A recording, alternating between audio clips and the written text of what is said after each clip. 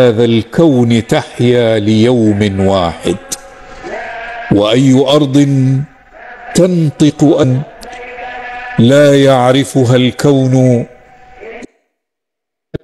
الكون إلا في عرصات عرفات، ولا يعرفها الكون إلا في بضعة كيلومترات رغم امتداده الفسيح.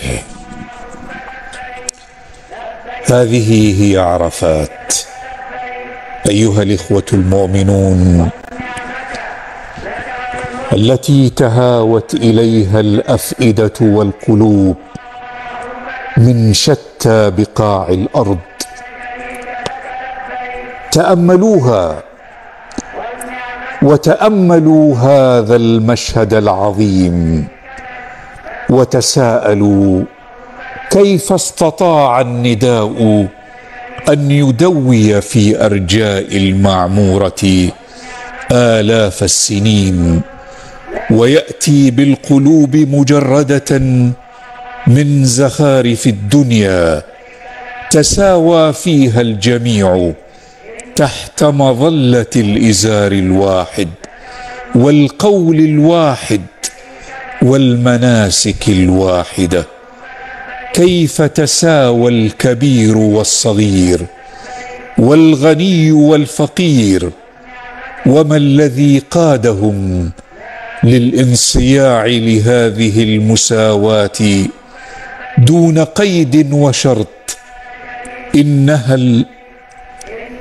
إنه الأمل المرتجى والوعد بلحظة يتجلى فيها رب السماوات والأرض على أهل الموقف، يعودون فيها مغفورا لهم، ويعود الحاج فيها إلى لحظة الميلاد. وهذا وعد رسول الله صلى الله عليه وسلم سيد ولد آدم: من حج ولم يرفث ولم يفسق رجع كيوم ولدته أمه. أيها الإخوة المشاهدون، صورة أخرى ينقلها لكم الدكتور حسين نجار.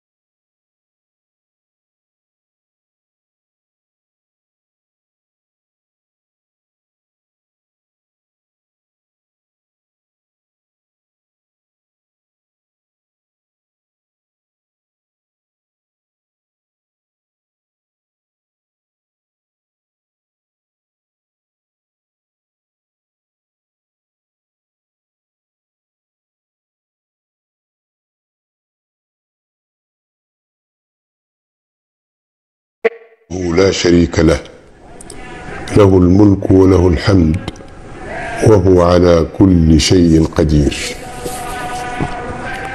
اللهم لا مانع لما أعطيت ولا معطي لما منعت، ولا ينفع ذا الجد منك الجد. ربنا تقبل منا إنك أنت السميع العليم، وتب علينا إنك أنت التواب الرحيم. اللهم إنا نعوذ بك من عذاب القبر، اللهم إنا نعوذ بك من عذاب النار، اللهم إنا نعوذ بك من الفتن ما ظهر منها وما بطن، ونعوذ بك من فتنة المسيح الدجال، ونعوذ بك من فتنة المحيا والممات. اللهم إنا نعوذ بك من المأثم والمغرم. اللهم اشفنا واشف مرضانا ومرضى المسلمين. اللهم آت نفوسنا تقواها وزكها أنت خير من زكاها، أنت وليها ومولاها. لبيك اللهم لبيك، لبيك لا شريك لك لبيك، إن الحمد والنعمة لك والملك لا شريك لك. إخوة الإيمان، إن حجاج بيت الله الحرام في هذه اللحظات المباركة التي وقفوا فيها هذا الموقف العظيم تأسيا بسنة رسولنا المصطفى صلى الله عليه وسلم، ورفعوا أكف الضراعة إلى الله جلت قدرته، وهو يباهي بهم ملائكته في السماء ويبشرهم بغفران ذنوبهم. كل هذه الجوانب الإيجابية التي يعيشها حجاج بيت الله الحرام على صعيد عرفات، رجالا ونساء، شيبا وشبانا، كلهم جاءوا اقتداء بسنة المصطفى صلى الله عليه وسلم، واستجابة لنداء الباري جلت قدرته. إخوة الإيمان، كثيرة هي التجهيزات التي هيأتها حكومة خادم الحرمين الشريفين لجعل الحج سهلا وميسورا لحجاج بيت الله الحرام. فالجانب الأمني يوفر كل الظروف الأمنية الإيجابية التي تشعر الحجاج بالطمأنينة والسلام في حلهم وترحالهم، وتجعلهم متفرغين لعبادة الله وحده لا شريك له. فرجال الأمن يقومون بأداء واجبهم خير قيام آناء الليل وأطراف النهار، فنراهم بين جنبات هذه الأماكن الطاهرة وسط حجاج بيت الله الحرام، يقدمون لهم التسهيلات والخدمات بابتسامة وكلمة طيبة. وهناك الجانب الصحي الذي يوفر لهم كافة الخدمات الصحية الميدانية التي ترافقهم في مسيرة حجهم خطوة خطوة. في حالة الإجهاد الحراري لا سمح الله أو أي طارئ صحي يجدون الخدمات الصحية بين أيديهم.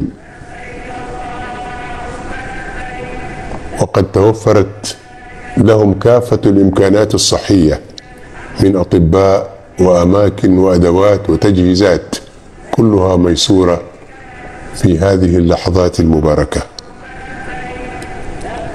والدفاع المدني جند كافة إمكاناته برجاله وأجهزته الحديثة للتدخل السريع عند الحاجة، ليوفر الأمن والاطمئنان لكافة حجاج بيت الله الحرام.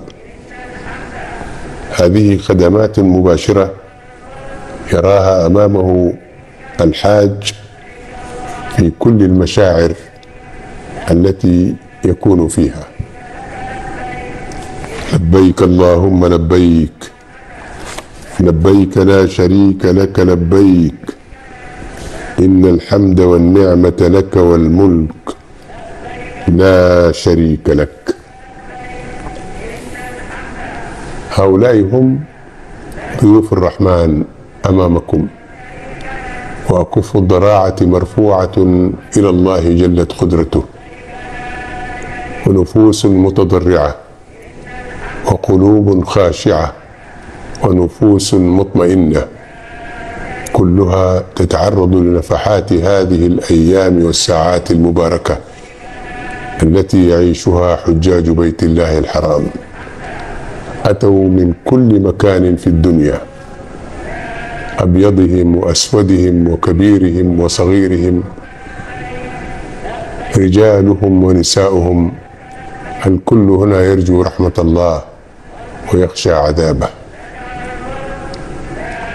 الدنيا كلها في هذه اللحظات تتجسد في هذا المكان الطاهر، وهذه الصورة التي ترونها أينما كنتم تنتقل إليكم في نفس اللحظة لتشهدوا هذا الجهد الإعلامي الذي تقوم به وزارة الإعلام بأجهزتها المتخصصة لتنقل إليكم هذه الصور الحية المباشرة لتعيشوا هذه اللحظات مع حجاج بيت الله الحرام.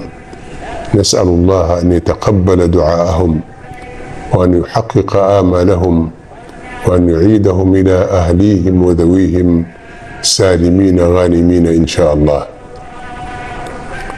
لبيك اللهم لبيك، لبيك لا شريك لك لبيك، إن الحمد والنعمة لك والملك لا شريك لك. إخوة الإيمان، ماذا أقول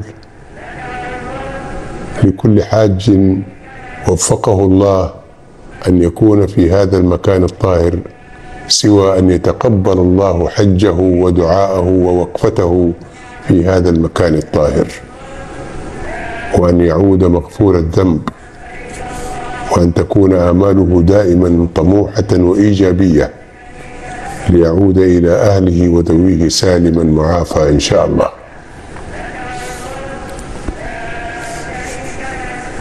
اللهم لا مانع لما أعطيت ولا معطي لما منعت ولا ينفع ذا الجد منك الجد، بفضلك عم إذن بناصيته. اللهم أنت الأول فليس قبلك شيء، وأنت الآخر فليس بعدك شيء، وأنت الظاهر فليس فوقك شيء، وأنت الباطن فليس دونك شيء. أقض عنا الأسطح الإسفلتية في عدد من المواقع بالمشاعر المقدسة، وعلى وجه الخصوص بجانب مسجد نمرة بمشعر عرفات، وذلك بمساحة تزيد عن 25,000 متر مربع، وذلك لخفض درجة الحرارة في الأحياء والمناطق السكنية.